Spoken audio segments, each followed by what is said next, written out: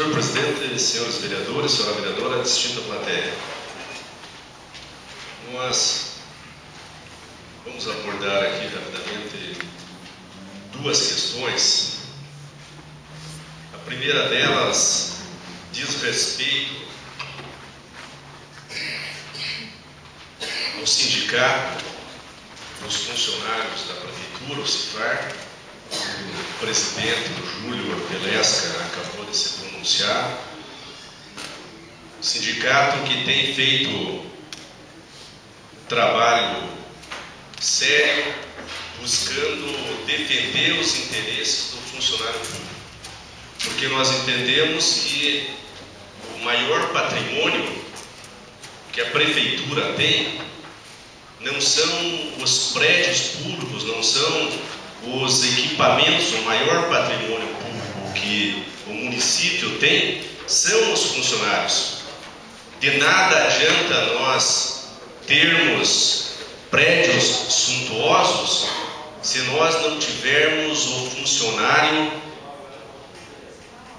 bem remunerado, com condições de trabalho adequadas, obedecendo os limites que hoje a legislação estabelece de atendimento que os funcionários devem desempenhar em suas diversas funções. Então, o CIFAR tem feito esse trabalho de defender, de apontar correções que devem ser tomadas, tem buscado, eu sou testemunha e muitas das atendentes que estão aqui sabem, tem procurado o caminho do diálogo.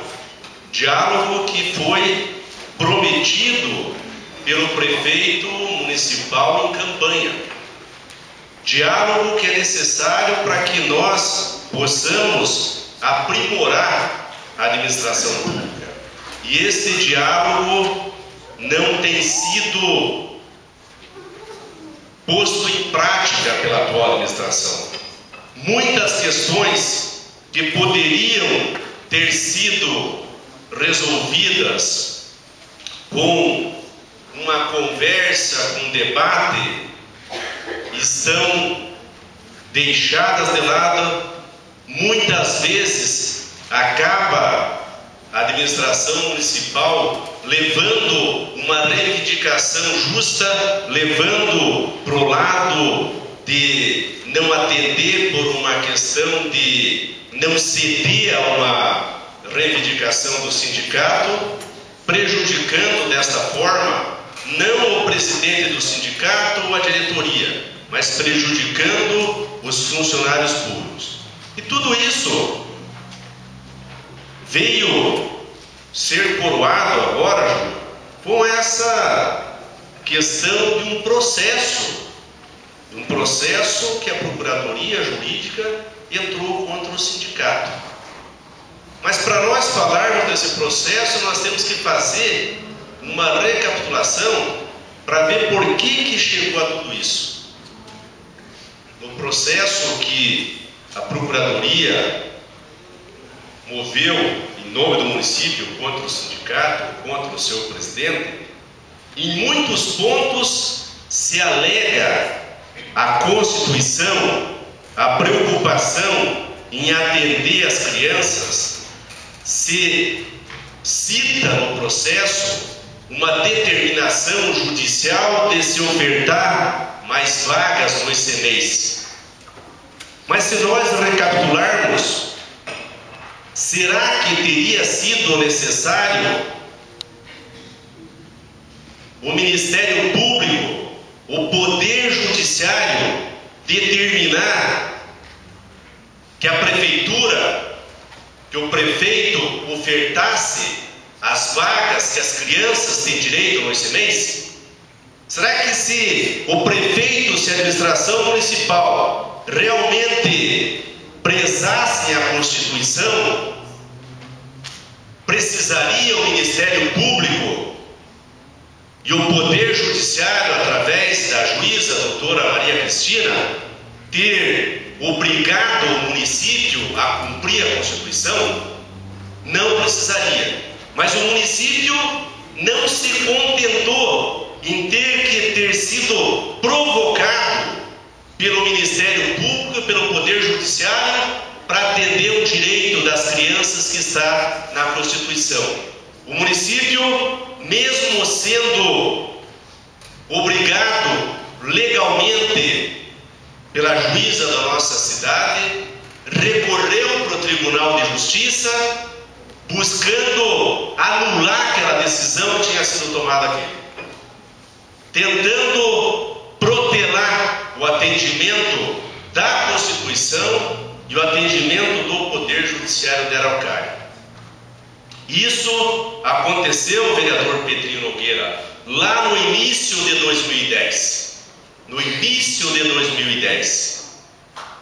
Perderam no Tribunal de Justiça e teriam que cumprir a determinação judicial baseada na Constituição de ofertar mais vaga nas creches.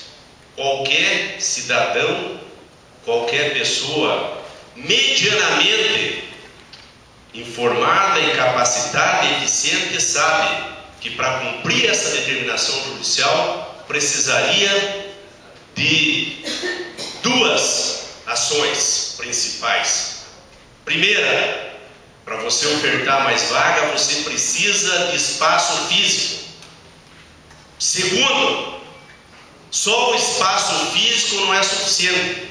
Você precisaria ter pessoal para ocupar aquele espaço físico. Isso lá no início de 2010.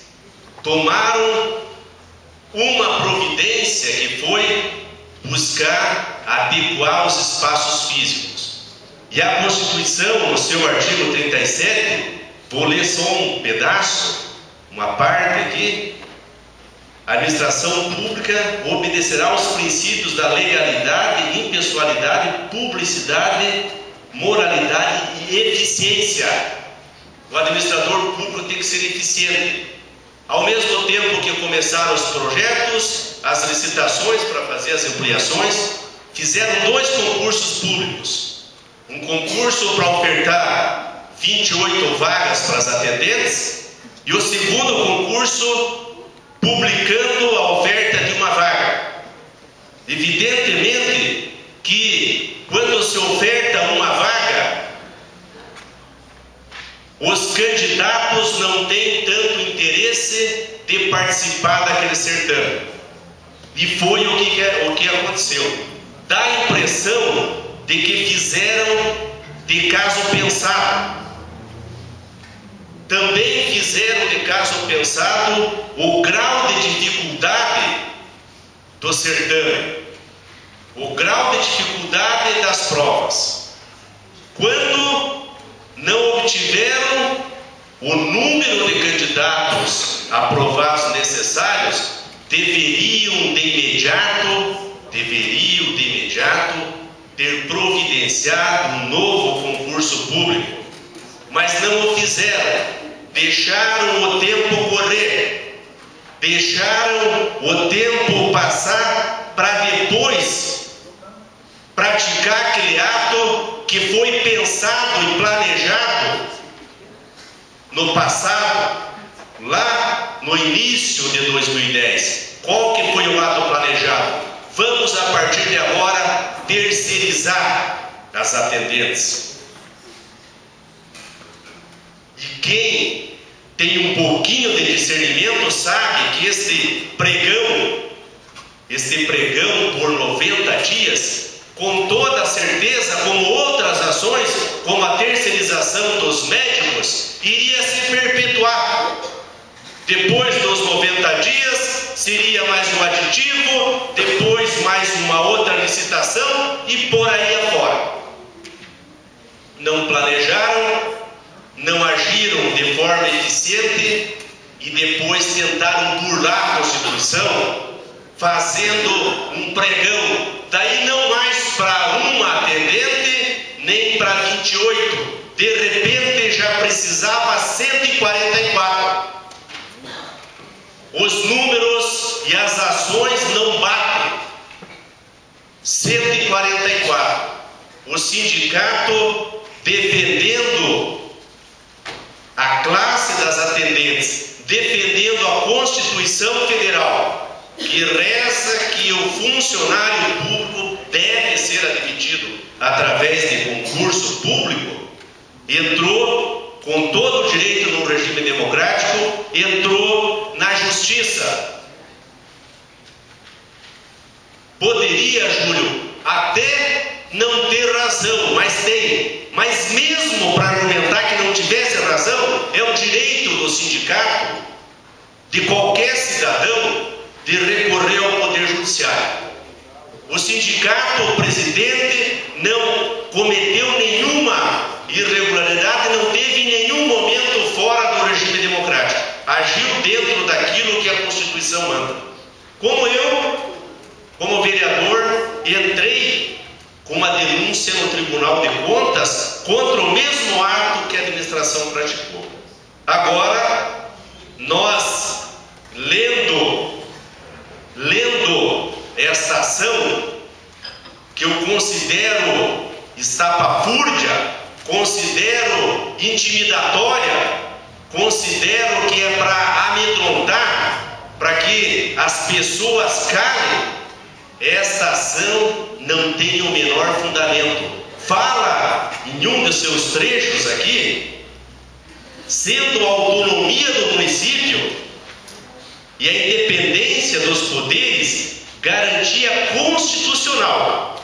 Não se pode aceitar que terceiros pretendam a definição dos meios de execução das políticas públicas. Atribuição esta do prefeito municipal democraticamente eleito pelo povo. Trocando em miúdos, escreveram aqui que o prefeito, que o administrador público, para efetuar, para fazer implantar as políticas públicas, ele não precisa respeitar a Constituição, e quando ele não respeitar terceiros, um sindicato, um cidadão, um vereador, uma entidade de classe, não pode se insurgir porque estará contra a definição das políticas públicas pelo administrador municipal. Isso aqui, vereador Ismael Cantador, vereador Ismael Padilha, não tem nenhuma lógica. Isso aqui é perda de tempo daqueles advogados que estiveram aqui manipulados pelo doutor Ginésio, inatividade, porque ele mais é inativo do que ativo, e quando usa a sua atividade é para promover ações desse tipo que não constrói, que só destrói.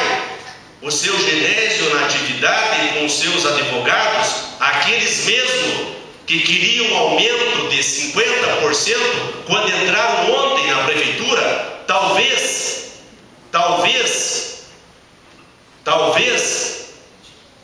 olhando e acompanhando a remuneração do Dr. Luiz Quinove, que recebe quase 13 por mês, 6 da Coab, 6 da Codar, talvez, em função disso, eles entenderam que teriam que pedir e buscar esse aumento.